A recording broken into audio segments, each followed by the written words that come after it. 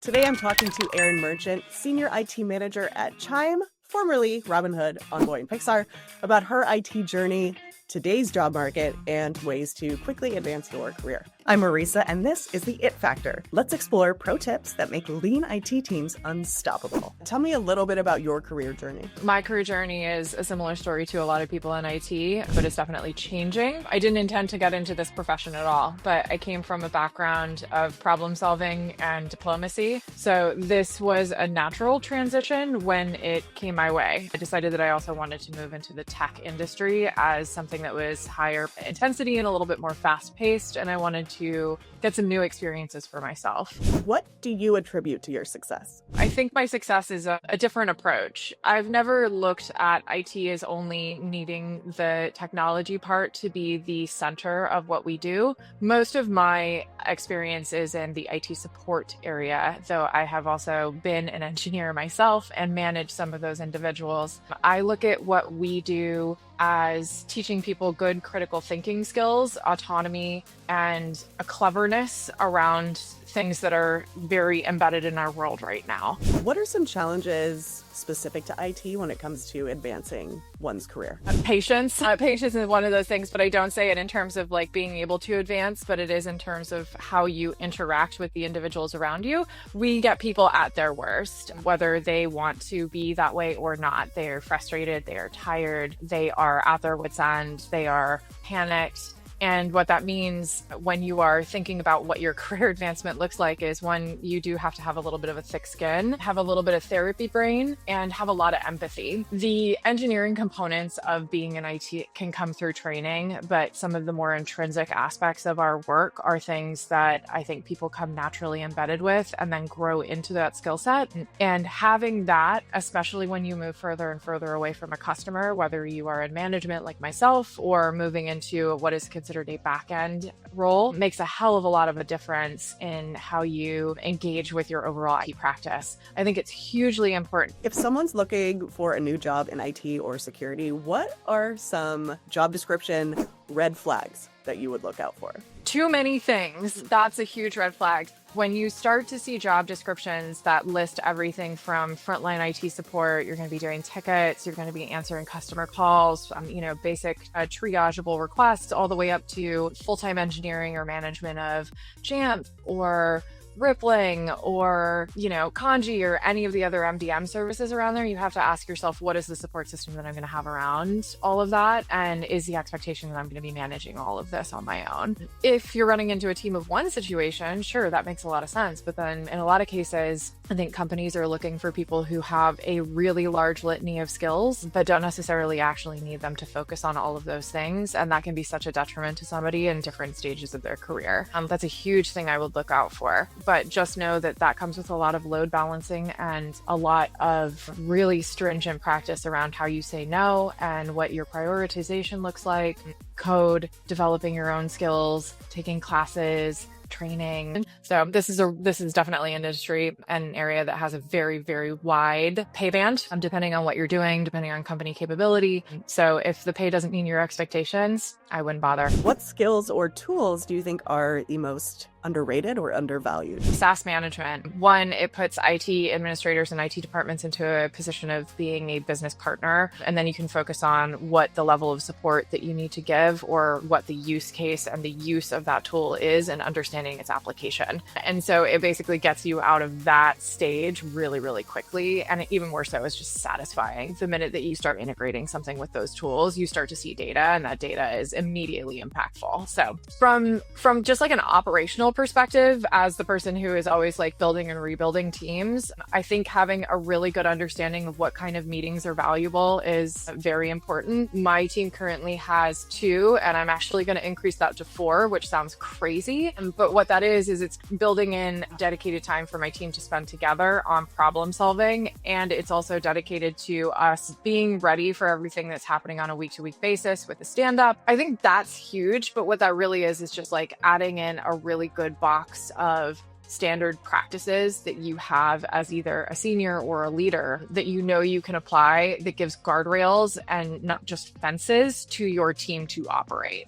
What new technologies or trends do you think IT pros should actually be leaning into? I'll cheat and say AI, but it's in like some specific context. I think IT teams right now should really be looking at how automation will interplay with AI. So looking into not necessarily embedded AI tooling within some of the core tools that we have. So not necessarily like only using Jira's embedded AI mechanism or Google's Gemini, but also looking at what broader AI application can help with triaging tickets, can help with routing things, can help with reframing documentation, just anything that you can essentially spit into an AI and then it can cause some efficiency without losing the human connection between those two things, I think is huge. Awesome.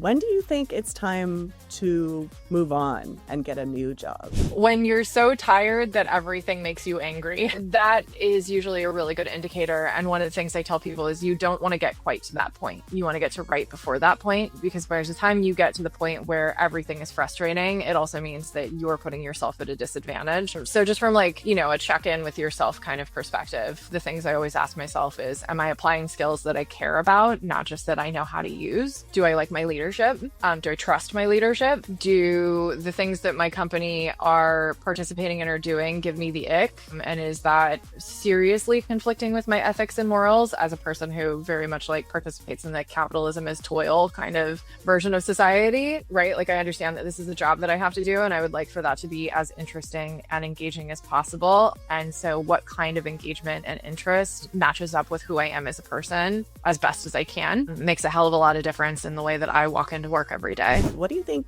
the secret is to creating a positive IT culture? Don't take it seriously. Like, I don't know, just be a normal human being is also that. And like everybody's definition of normal is a little different. So I think it really is just like embrace a really wide diversity of people on your team. I've very much always said that not everybody on my team needs to be friends, but we do need to understand the value of each other and we need to be able to work together with one another. And I often come into meetings or group settings with the same empathy that I expect of them when they are interacting with customers. Like, saying that sucks and really meaning it when somebody's frustrated can make or break somebody's day, and also their understanding of like where you're actually going to jump in. So when I say don't take it seriously, it literally is that, there's always two sides to a coin. Something can suck, but it also could be something that we just have to do, and acknowledging both of those things in the way that you do when you're just with friends, I think helps a lot. How can someone in IT prove the value of their work and become more of a business partner versus someone who just is executing behind the scenes?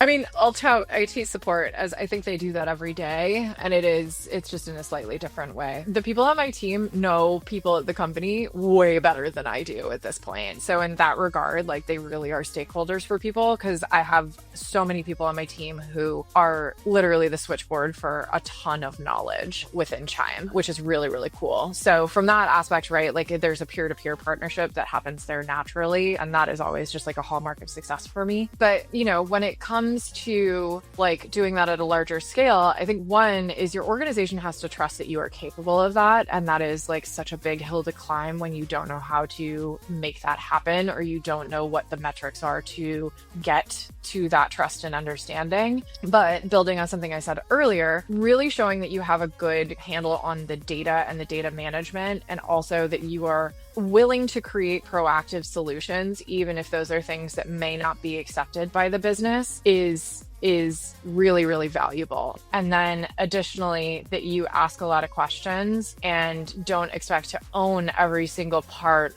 of every project, and maybe be a participant sometimes and an owner sometimes makes a big difference. So you've given us a ton of great advice today, but if you could sum it up in just like a couple nuggets that people could potentially steal, what would you say?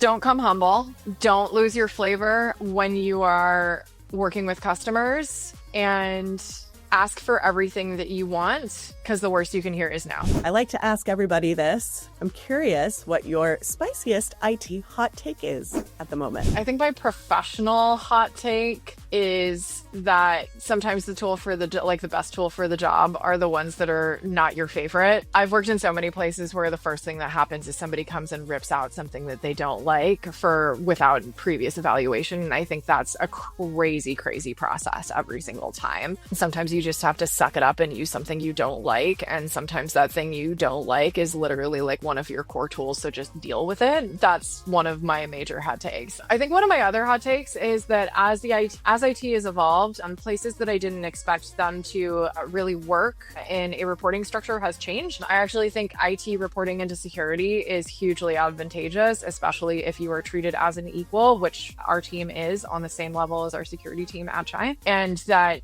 one, you get some really like cross-functional work that happens in a really interesting way. And two, it can also reframe who's responsible for what, which I think IT is also not necessarily totally on board with right now. So but I have found that it's actually been a really good experience growing over time. And I guess the alternative hot take for that would be that IT should not be under engineering. They can be under tech in general, but they shouldn't be under engineering. It's not the same.